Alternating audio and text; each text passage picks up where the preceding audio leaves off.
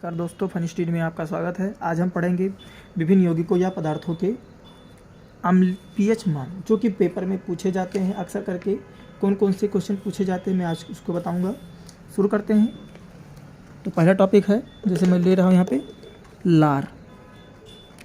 लार देखो, दो प्रकार के लार हमारे मुंह में मतलब जिसे हम यहाँ पे लार की बात करेंगे। लार तो बहुत प्रकार के हैं, लेकिन यहाँ पे देखो कि लार एक होता है खाना खाने से पहले। खाना खाने से पहले, तो खाना खाने से पहले जो लार का पीएच मान होता है, ध्यान दीजिएगा, लार का पीएच मान 6.8 से 7.4 तक।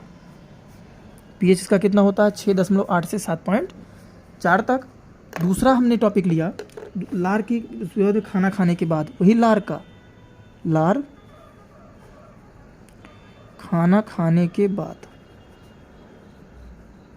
याद कीजिए, बहुत ही यूजफुल है ये, बहुत पेपर में पूछा जाता है। तो खाना खाने के बाद आपका लार का पीएच मान हो जाता है 5.8 से लेकर के 6.3। ठीक, चलिए आगे चलते हैं। नींबू का रस, बहुत ही बढ़िया। नींबू का रस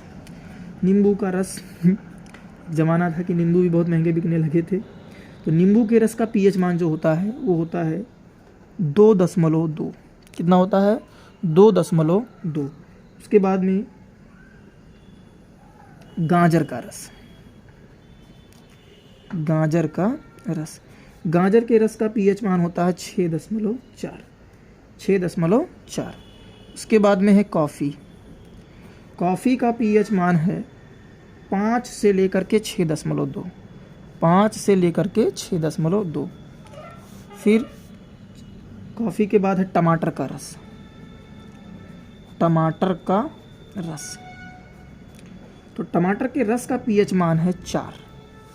कितना है? 4। टमाटर के पास नल का जल लेते हैं, चलो ठीक है ले लेते हैं, या शुद्ध जल या अशुद्ध जल, यहाँ पे लेता हूँ शुद्ध जल या अशुद्ध जल। इसका पीएच मान होता है 7। और ये क्वेश्चन आपका बहुत ही इम्पॉर्टेंट है, ये बहुत बार पूछा जाता है, इम्पॉर्टेंट है ये, इसको तैयार कर लीजिए। फिर है अब NaOH का पीएच मान जानते ही हो। NaOH का 1 मोल NaOH का पीएच मान होता है 13 से 14 के बीच। 1 मोल HCl का पीएच मान होता है 1। ठीक, मतलब सबसे प्रबल जो क्षार होता है कौन होता है? NaOH होता है। ये आपके पेपर में आए हुए प्रश्न हैं जो पूछा जाता है। जैसे और भी कुछ चीज़ें पाई जाती हैं। अम्ल कहाँ कहाँ पे पाए जाते हैं? जैसे सिट्रिक अम्ल कहाँ पाया जाता है? नींबू और संतरा में। लैक्टिक अम्ल कहाँ पाया जाता है? खट्टे दूध में यानी दही में। और ऑक्सैलिक अम्ल टमाटर और खट्टी बूटी में। टारटारिक अम्ल इमली और अंगूर में, है ना, ध्यान दीजिएगा। सेब है, सेब में कौन सा अम्ल पाया जाता है? तो सेब में पाया जाता है ऑक्सैलिक यानी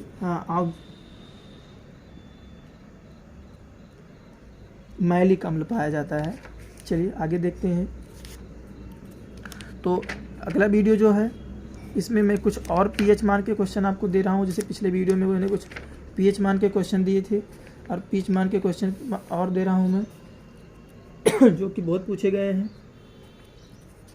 चलिए देखता हूँ आपको समझ में आ रहा होगा, कोशिश करूँगा समझ में आएगा, और उम्मीद है कि अधिक से अधिक क्वेश्चन आपको सॉल्व कराने की कोशिश करूँगा। जैसे क्वेश्चन पूछा गया, प्रैक्टिस है ये,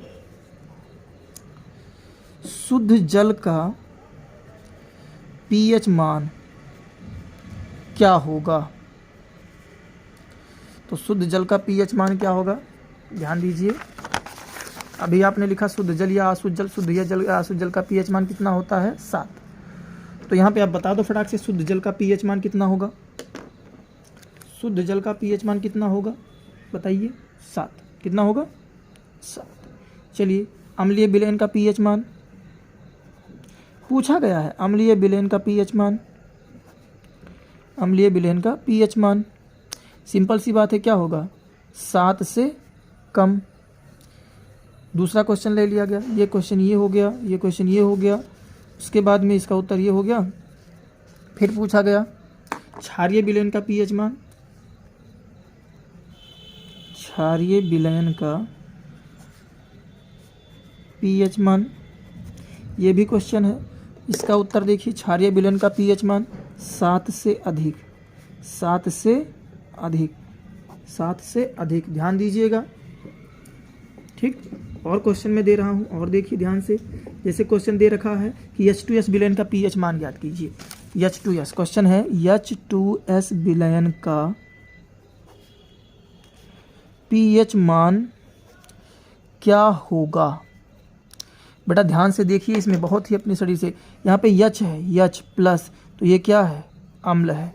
अगर OH होता तो ये क्या किसकी पहचान थी? क्षार की। लेकिन है क्या? H प्लस यानी अम्ल है। तो जब अम्ल है या अम्ल है तो अम्ल की पीएच मान क्या होता है? 7 से कम होता है। अब यहाँ पे क्या हो जाएगा इसका पीएच मान? 7 से क्या होगा? 7 से कम। क्या होगा बेटा? 7 से कम। और क्वेश्चंस हैं, कुछ क्वेश्चन आप लिख लीजिए। जैसे शून्य जिसका पीएच मान होता है उसको हम क्या कहते हैं? शून्य जिसका पीएच मान होता है उसको इसमें से क्या कहेंगे? कोई नहीं। शून्य किसी का पीएच मान नहीं होता है।